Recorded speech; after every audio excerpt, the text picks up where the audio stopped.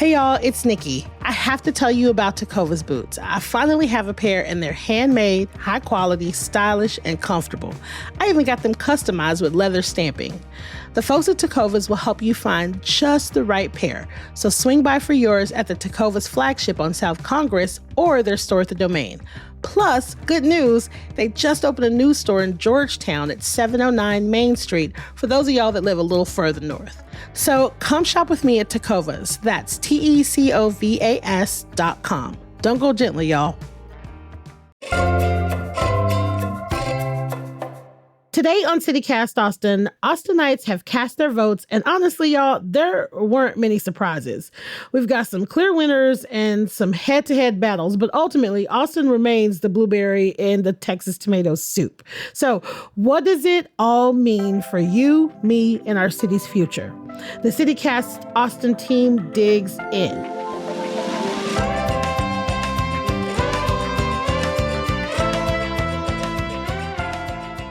It's Wednesday, November 6th. I'm Nikki Devon, and this is what Austin's talking about.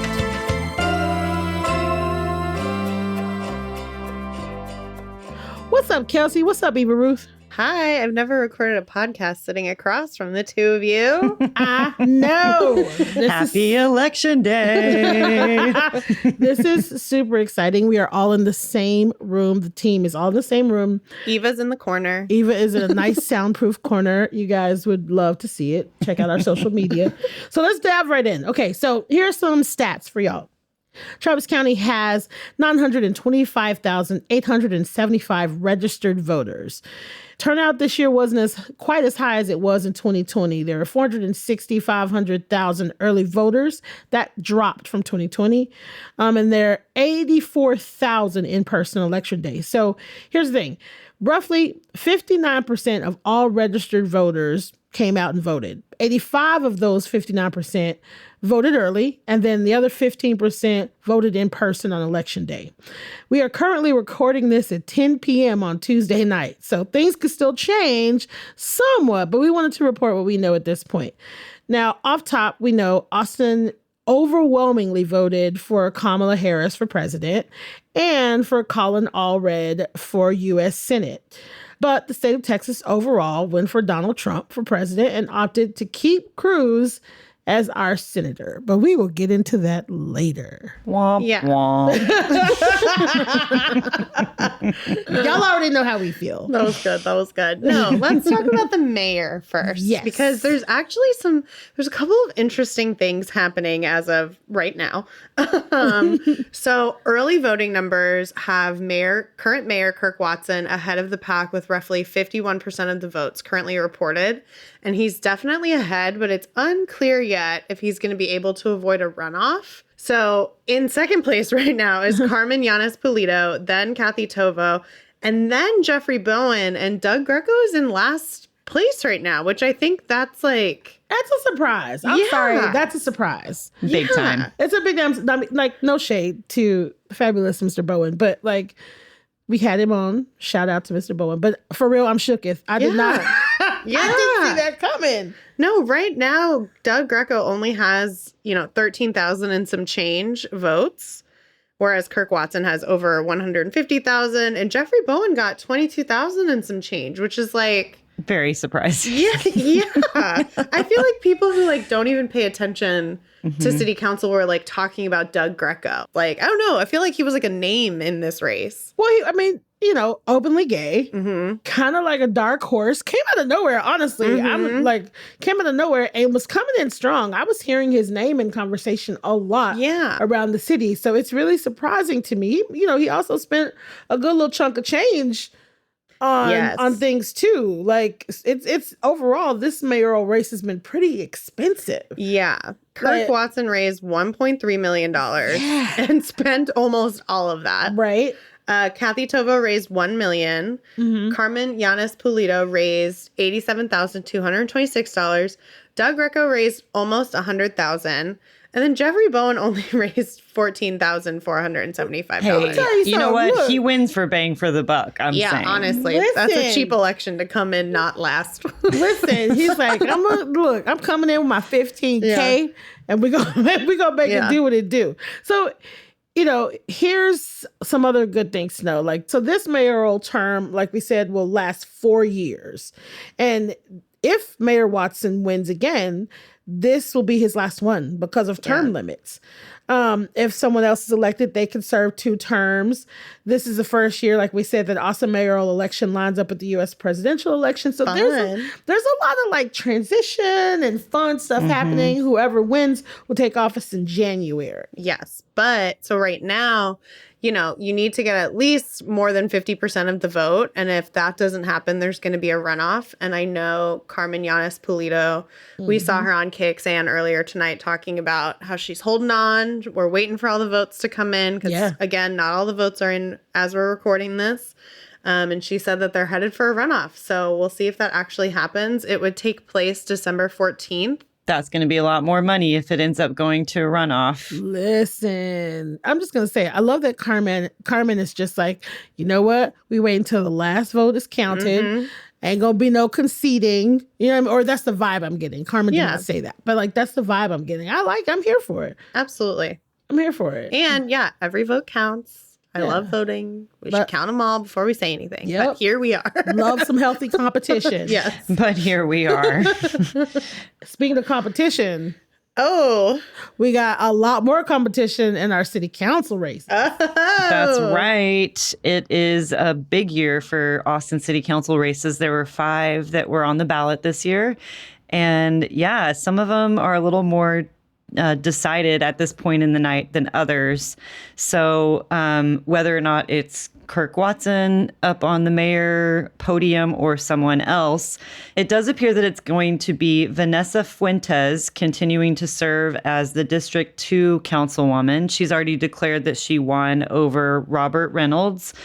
And then we also, it looks like in District 4, Jose Chito Vela is going to be the winner there as well.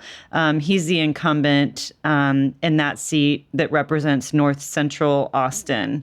But there are some others that are pretty tight. Yeah. Keep your eyes peeled. We'll have election results in this morning's Hey Austin newsletter, and we'll also be talking about elections more in our Friday news roundup. But the District 6 race is really, really tight, and this is between incumbent Mackenzie Kelly and her challenger is Krista Lane, who's been really vocal in the school district, and she's more on the Democratic side. So these are all nonpartisan races, but typically District 6 is actually like flipped back and forth between a Republican and a Democrat. It's been kind of crazy over the years. Yeah. But there's only 1,000 vote different right now. It's really close. And Mackenzie Kelly, I mean, she's got a lot of support. She's done a lot of good, people would say, but I guess there's still some room for improvement, according to Krista Lane. And then we have in District 7, this is another really tight race that seems like it's going to be going to a runoff. Mike Siegel is the leader of the pack there, but he doesn't quite have 50% of the vote. So it looks like he will have to go into a runoff, most likely with Gary Bledsoe, who is a civil rights attorney. And so it'll probably be those two in a runoff for the District 7 city council race. That's really surprising because I feel like everything that I was hearing was like Mike Siegel is going to dominate. That's everything I was hearing was all about how Mike Siegel was just going to like completely take over. It was going to be easy peasy. The fact that there might be a runoff is kind of cool, actually. Yeah, that's kind of fun. Yeah.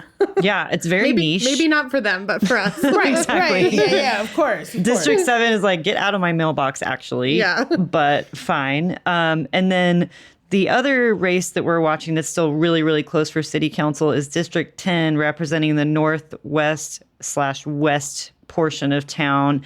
And this is between Mark Dushan and Ashika Ganguly.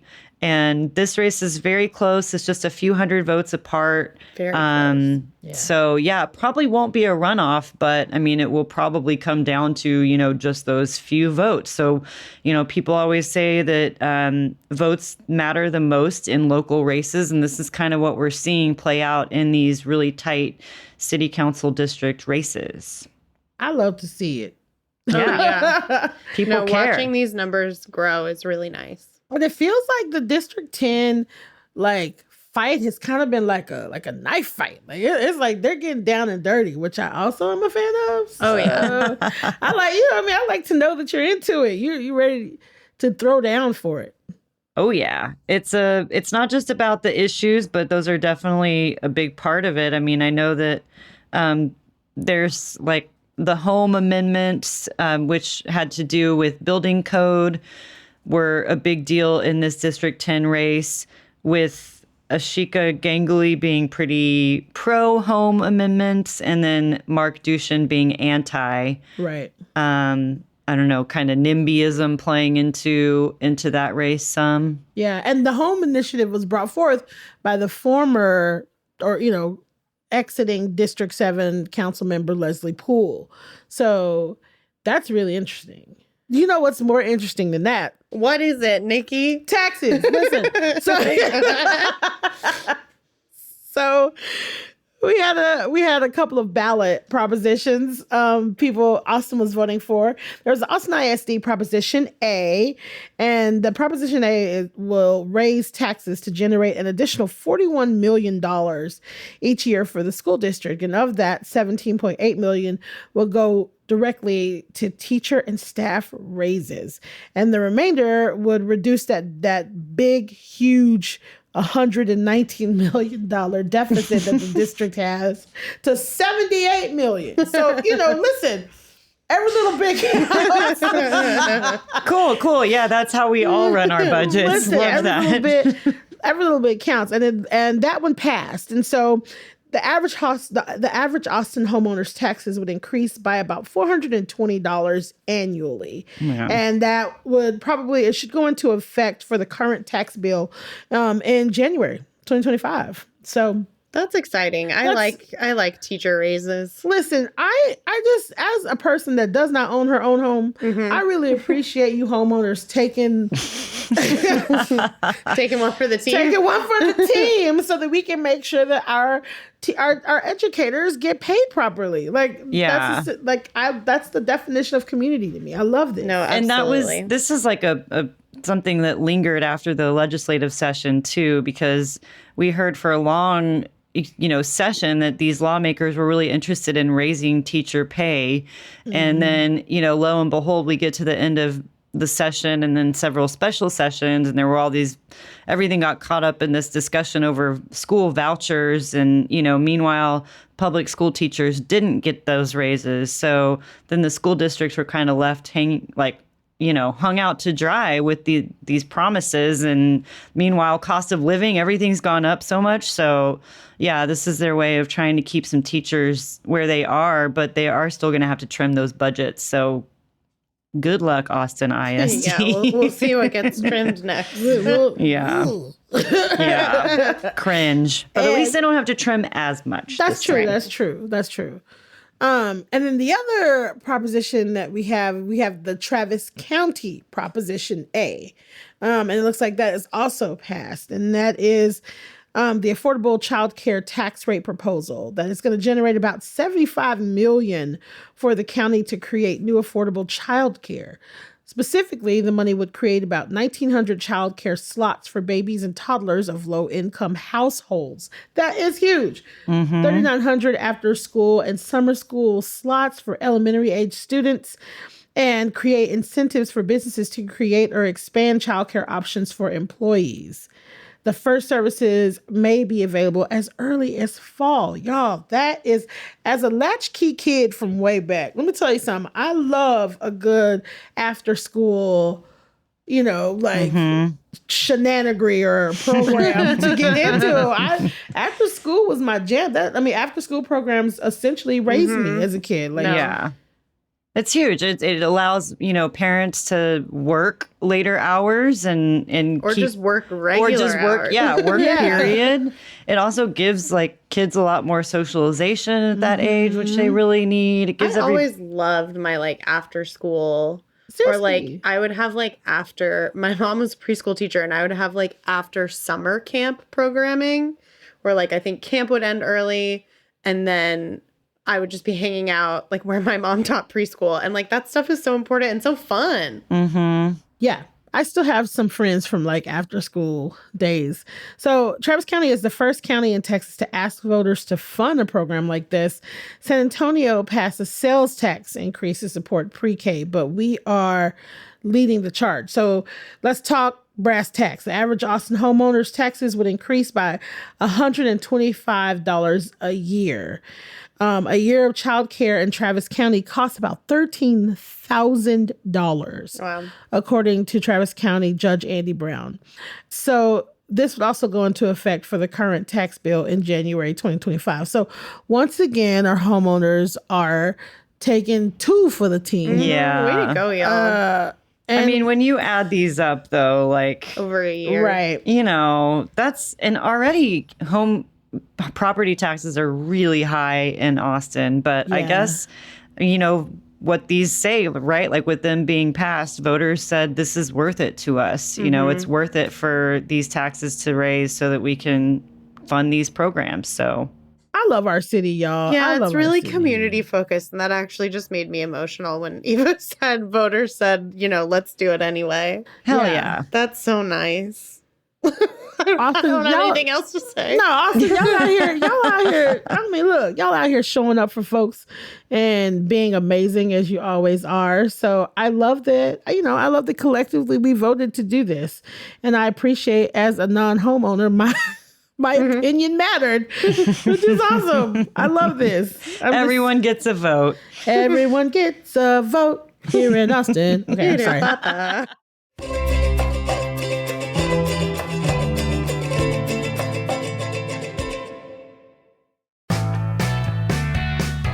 Have you heard about the Better Way to get your blood tested in Austin? Better Way is a new Austin startup that's reimagining blood testing to make it friendly, convenient, and affordable. You might have seen it in the Wall Street Journal, NPR, and Texas Monthly. Now, instead of big vials of blood from your arm, it's a very small sample from your fingertip. It's a great alternative if you have issues with traditional blood draws. You can order for yourself or through your doctor. It's available at local pharmacies like H-E-B, Peoples, and Lake Hills. It's super convenient with evening and weekend times, and prices start just at $15. The samples go to the lab here in Austin, and you get a report sent to your phone in 1 to 2 days with easy-to-understand results. If it's been a while since your last blood test, or you just want to check in on your health, get 20% off of your first order with code CITY at betterway.com. That's CITY, C-I-T-Y, at betterway.com. Democratic challenger Colin Allred was going up against Ted Cruz, incumbent Republican for U.S. Senator. And it looks like Cruz snatched it again for a third term? So here are some of the more contentious topics in case you don't know: abortion and reproductive rights, border and immigration policy, transgender rights. These are the three things that they were kind of going head to head on. And really during their little debate, kind of, you know, neither one of them fully answered a lot of the questions, but They're very different, though. But they're very different. Yeah. Yep. Well, and I think the thing that's interesting too about this race is it feels like with the Ted Cruz seat in the Senate, it's very, you know, Beto O'Rourke was the last person to run against Ted Cruz, and he got really close. Yeah. But he also visited every single county in Texas, and I think he was only, I think it was like 250,000 something votes, and that's the closest anyone's gotten because Colin Allred is now trailing by 1 million votes, 1 million and more votes. And so he didn't get as close as Beto, but it is interesting to watch this map of all the counties fill out because all of our major cities are blue. You know, Austin, Houston, San Antonio, Dallas, Laredo, El Paso, they're all blue. And then the rest of the state is red. It's wild. It's wild to watch. These small, tiny little places, man. Yeah, it really shows the Republican Democrat divide in Texas. But like these, it's a little surprising to me. I mean, I don't know. I guess it just goes to show how hard it is to unseat Ted Cruz. I mean, Beto tried really hard. Allred also did. I mean, this was the most expensive U.S. Senate race this election cycle. Wow.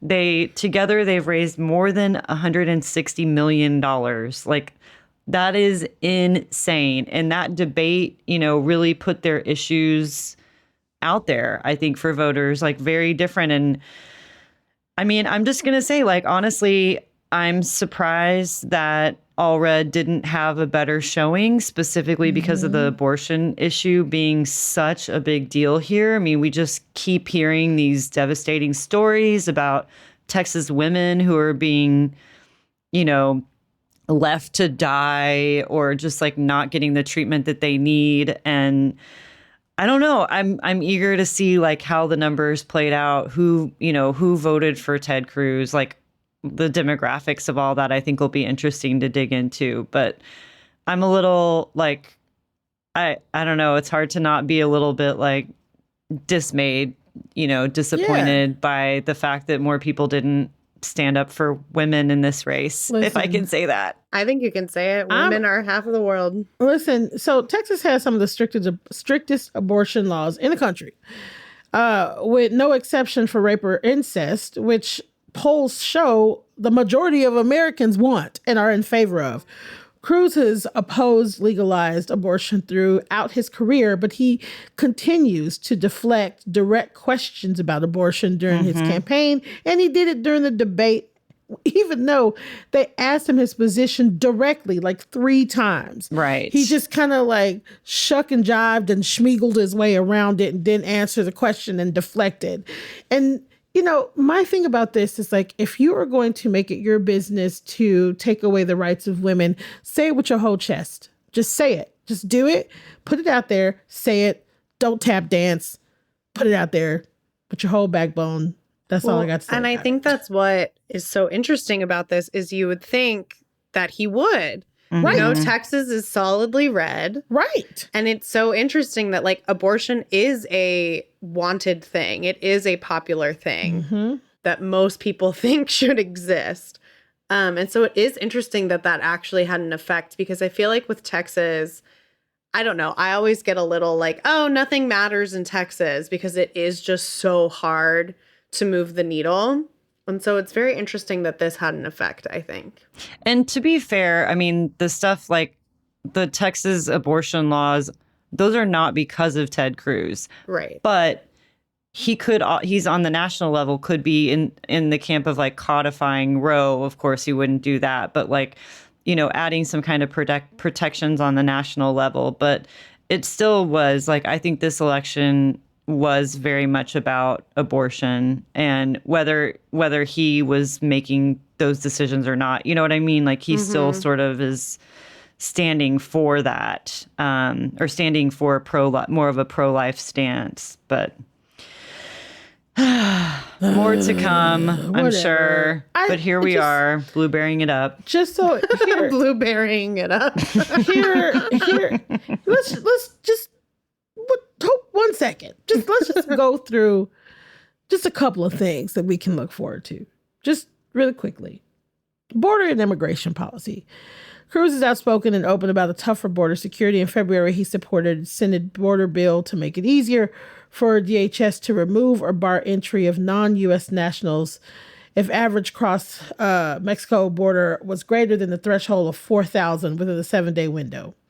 Also, just recently, Texas hospitals are now required to ask patients seeking care to reveal their immigration status. It was like a new policy that Governor Abbott, I think, put into effect on Friday that Senator Cruz mentioned in his debate being in favor of.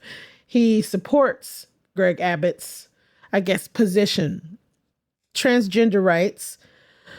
We all know how he feels about that. They both went back and forth about the Protection of Women and Girls in Sports Act, which is a Republican-backed bill that would have barred athletes assigned male at birth from participating in girls' sports. The list goes on and on and on and on. He spent $86 million to win, and win he did. So here we are, barreling back towards the 1940s and having a great time doing it. Okay, I have a quick question. We talked about at the top, the kind of disappointing turnout rate or like a lower turnout. Yeah. Why do y'all think more people didn't turn out to vote this year? I don't know. That is a good question. I honestly think that there are two things in my personal opinion. I think one, there's a level of like hopelessness that I can sense and feel in people right now that I think has affected voting. And I think two, and also like that causes apathy. You know, it's like, we're in Texas. My vote doesn't matter. Why should I vote? Yeah. We're going to be red anyway.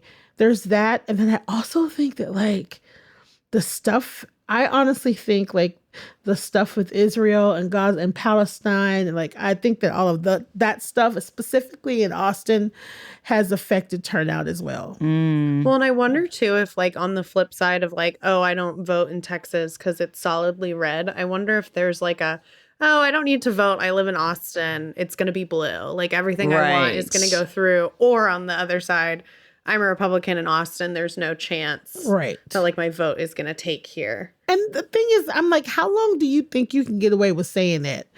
It's a self-fulfilling prophecy. But you know, like the reason this keeps happening is because there's so many people, I think, in my opinion, that feel that way. That's like, what's the point? Yeah. But like, if you keep saying what's the point, then there is no point. Listen, I try to have empathy for people who are like upset about the choices they have. Yeah. I try to feel, I try to be sympathetic about it.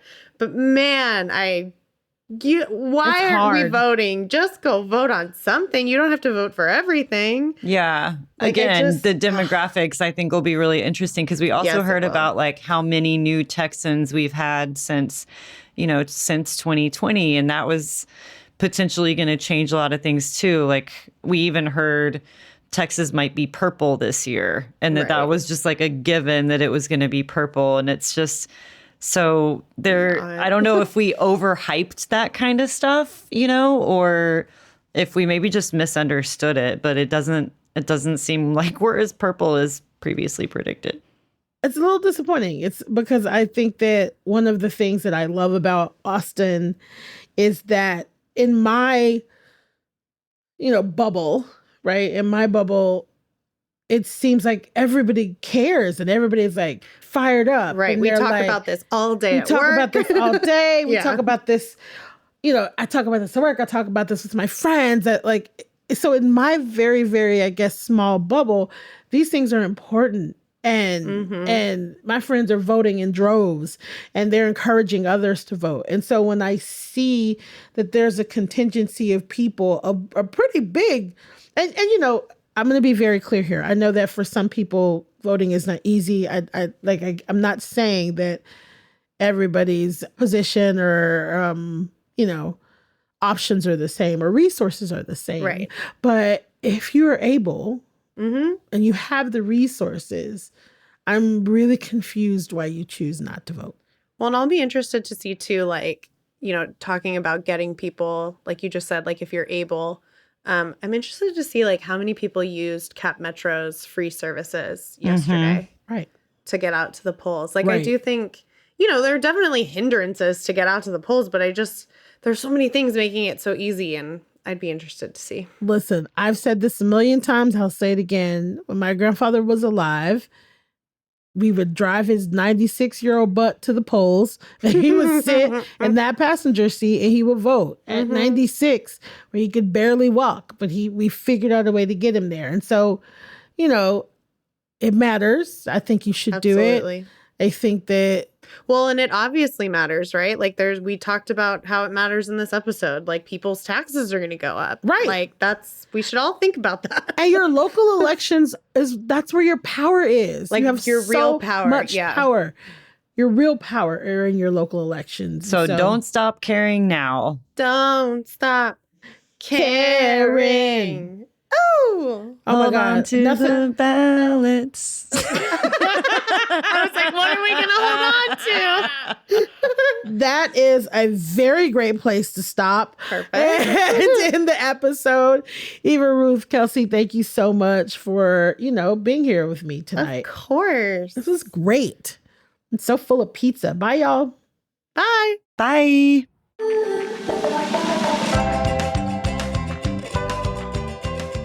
that's all for today here on CityCast Austin. You can find a link to our website in the show notes for more election results and news, and we'll have even more in this week's Friday News Roundup. If you enjoyed the show, why not tell a friend, rate the show, leave us a review, and subscribe to our Hey Austin newsletter. We'll be back tomorrow morning with more news from around the city. Bye, y'all.